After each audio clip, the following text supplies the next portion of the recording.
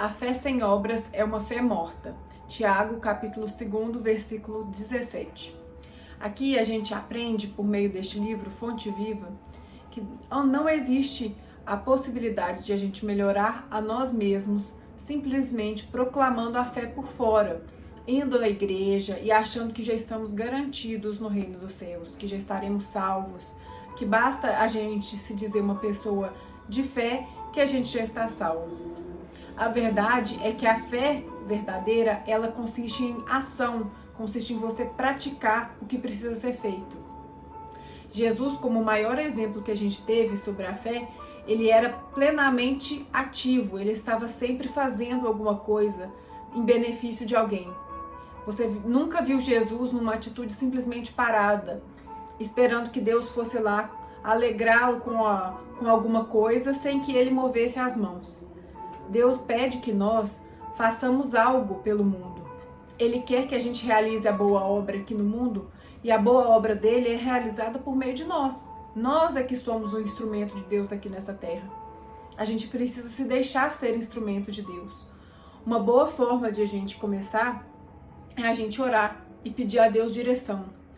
A gente pode fazer uma oração sincera e conversar com Deus e pedir: Pai, como que eu posso ser um instrumento do Senhor aqui na terra? Me mostre, deixe claro para mim, porque às vezes a gente acha que ter fé é só acreditar, pedir a Deus que Ele resolva os nossos problemas e Ele vai resolver. Fé não é isso. Fé não é pedir e ficar esperando. Fé é trabalho, e é trabalho em prol de todos e em prol de nós mesmos. Falando sobre nós mesmos, a fé sobre a nossa vida, ela tem a ver com a ação positiva que a gente tem na nossa vida. A gente pode orar e falar: Pai, que eu melhore a minha saúde, o meu relacionamento, minha relação de trabalho, minha vida financeira. Mas adianta a gente só orar? Se a gente não trabalha em prol disso, a gente não procura ver onde que a gente pode melhorar, como que a gente pode se tornar uma pessoa mais paciente no nosso relacionamento, como que a gente pode aprender a ter diálogos em vez de ter gritos, como que a gente pode ser bons exemplos para os nossos filhos, como que a gente pode ser totalmente útil e honesto no nosso trabalho. Ah, mas você não gosta do seu trabalho. Você não precisa gostar do seu trabalho, você precisa florescer onde Deus te plantou. Se Deus te colocou lá, existe um propósito para você, para sua vida naquele lugar. Nem que seja você abençoar a vida de outras pessoas ali, no curto período de tempo que você fica ali. Em qualquer lugar que Deus te colocou, em qualquer situação, em qualquer lar, você pode sim ser o bem. Claro que a gente já falou aqui em outros momentos que a gente não precisa tolerar pessoas nos maltratando, abusos. Tudo isso a gente precisa buscar formas de resolver. Da mesma maneira que Deus aí nesse sentido pede a nossa atividade, Ele pede a nossa ação. Ele não pede que você ore e que aí a situação se transforme do nada. Ele vai te colocando em situações que você vai enxergando como sair dali. Ele vai iluminando os seus pés para você dar os passos. Não tem uma passagem na Bíblia que diz que ele é lâmpada para os seus pés? Significa que ele está iluminando, mas ele não vai te carregar no colo. Ele quer que você ande pelo caminho, que você saia, mas ele está te mostrando.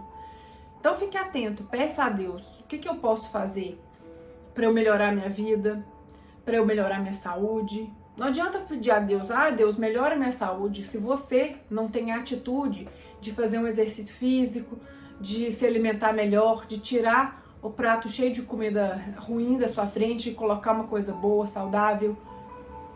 Coisa saudável é o que vem de Deus, é o que vem da natureza. Saudável é o que Deus criou. Frutas, legumes, são coisas que Deus mesmo criou. Essas são as mais saudáveis. Então, você está escolhendo corretamente os seus alimentos? Você está alimentando bem o seu corpo? Porque não adianta você pedir saúde se você não se alimenta bem, você não procura fazer atividade física. Deus não faz um milagre só por você.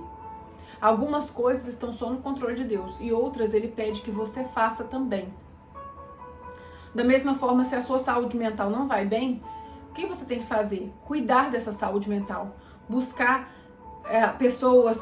ouvir pessoas que vão trazer mensagens positivas, cortar a fofoca da sua vida, cortar ficar alimentando vídeos, filmes que falam de outras pessoas, que ficam criticando outras pessoas, ou com cenas fortes, pesadas, tudo isso vai alimentando o seu campo mental, te contaminando por dentro, de forma que a sua vida vai se tornar assim, porque é nisso que você acredita, esse é o seu repertório interno, isso é o que você carrega dentro de si. Se você carrega isso dentro de si, como é que a sua vida vai ser diferente? Então, se você não seleciona bem os seus alimentos para o corpo, sua saúde vai ser ruim. Se você não seleciona bem os seus alimentos da mente, a sua saúde mental também vai ser ruim. Isso é inevitável. Pode observar pessoas muito violentas, como elas gostam de consumir filmes sobre violência, elas gostam de assistir lutas.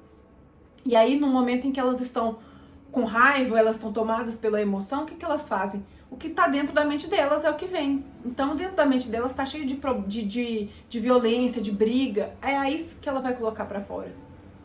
Agora, se ela se alimenta de coisas positivas, qual que é a reação quando a gente está diante de uma emoção forte?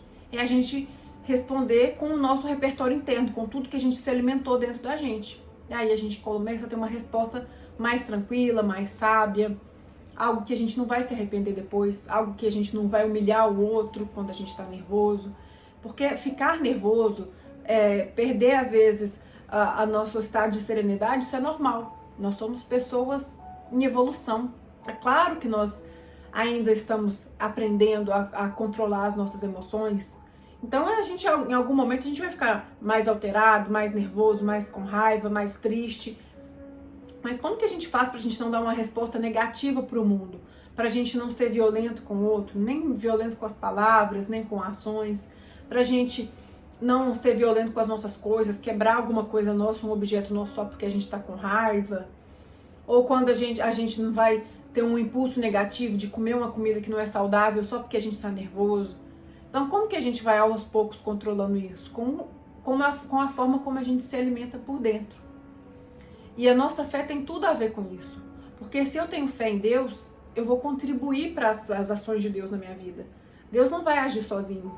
Deus não quer simplesmente que o milagre caia do céu. Ele não espera isso de nós. Senão ele não teria nos dado inteligência, liberdade, braços para a gente trabalhar, cabeça para a gente pensar. Ele quer que a gente faça, ele quer que a gente haja, porque ele quer que a gente aprenda a ser como ele. Ele é ação, ele é criação, ele é criativo, ele cria o tempo inteiro, ele realiza o tempo inteiro e ele quer que nós façamos a mesma coisa. Então ele quer nos ensinar a sermos como ele. Ele já nos deu a essência dele. Agora a gente precisa colocar isso para fora, por meio das ações. Então não adianta você querer tirar uma nota boa numa prova se você não estudar. Não adianta você querer ter um corpo saudável se você não faz atividade física, não se alimenta bem. Não adianta você querer um bom relacionamento com o seu cônjuge, com seus filhos, se você não cuida dos seus relacionamentos, você não olha nos olhos dessas pessoas, você não tem boas conversas com elas, você não tira tempo para se divertir com elas, para dar carinho, para ter conversas firmes, até para colocar limite. Porque muito das relações é sim sobre colocar limite. Sobre até onde o outro pode ir com a gente, até onde o outro pode fazer, porque amor não é liberdade pura. Até Deus coloca limites em nós, nos ensinando sobre o amor.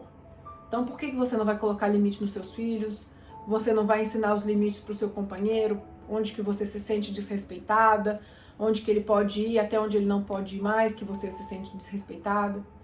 E claro, a gente pode colocar limite com amor, a gente não precisa ser grosseiro, a gente não precisa ser violento, como eu disse.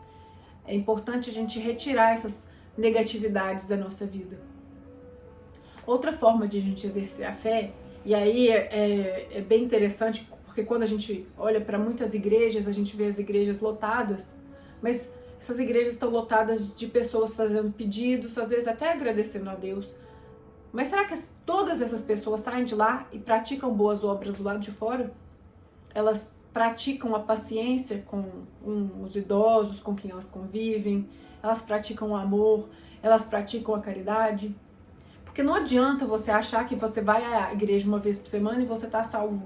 Isso aí é pura hipocrisia. E eu sei que nesse momento até dói da gente, a gente saber isso.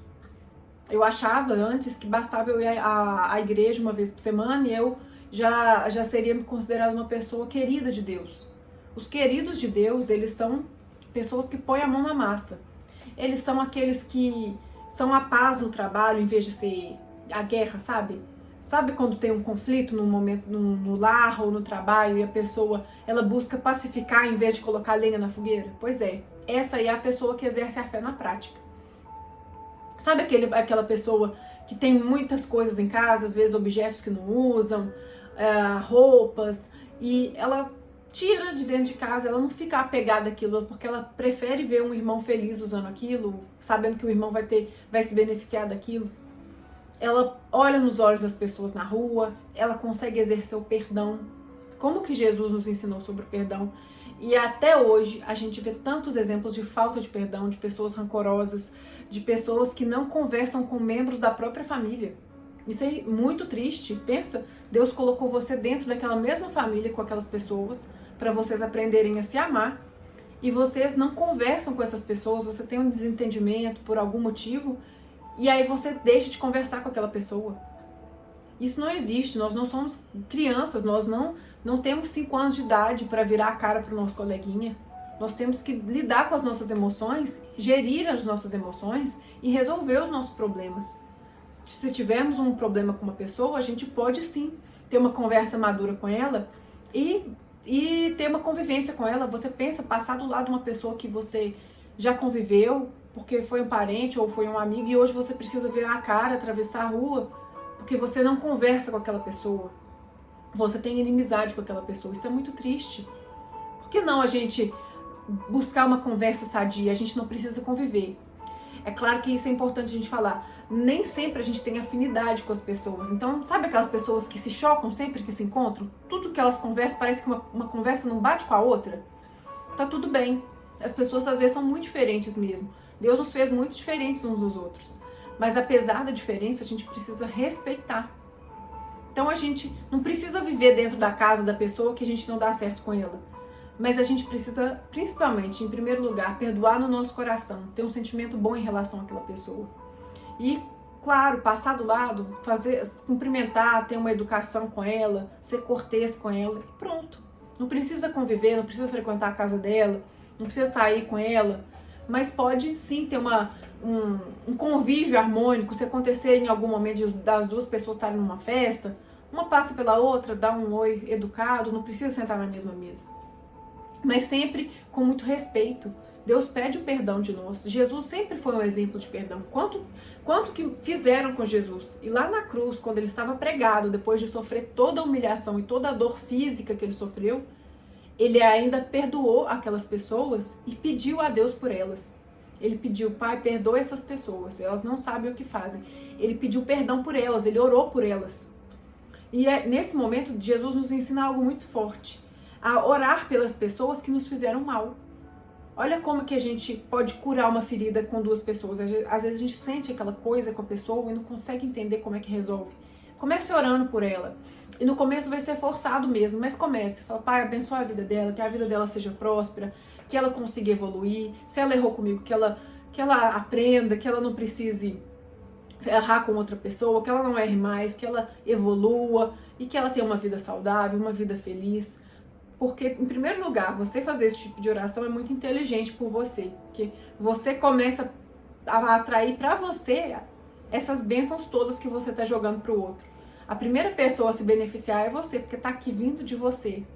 Jesus já disse que o que contamina o homem não é o que entra na boca dele, mas o que sai. Então, se você coloca para fora coisas positivas, olha o que você está fazendo com você. Você está se abençoando por completo.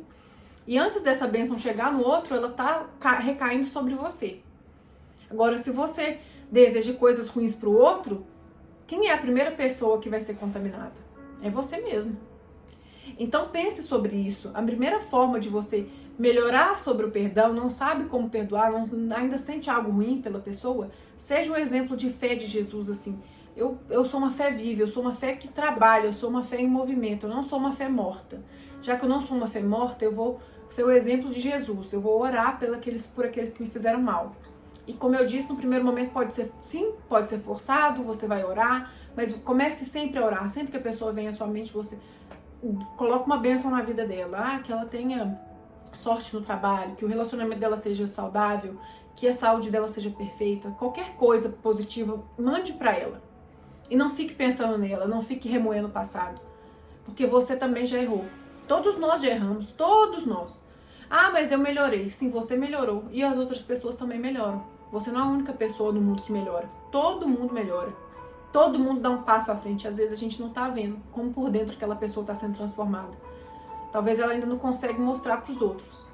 Mas ela tá fazendo uma transformação na vida dela. Então seja você também esse movimento. Seja a fé que edifica no mundo. A fé que é caridade, a fé que é perdão, a fé que é amor. Seja o exemplo de Jesus e não seja uma fé morta. Peço que você deixe seu like, faça um compartilhamento com uma pessoa que você sabe que pode se beneficiar desse vídeo e faça como Jesus nos ensinou. Vamos brilhar as nossas luzes.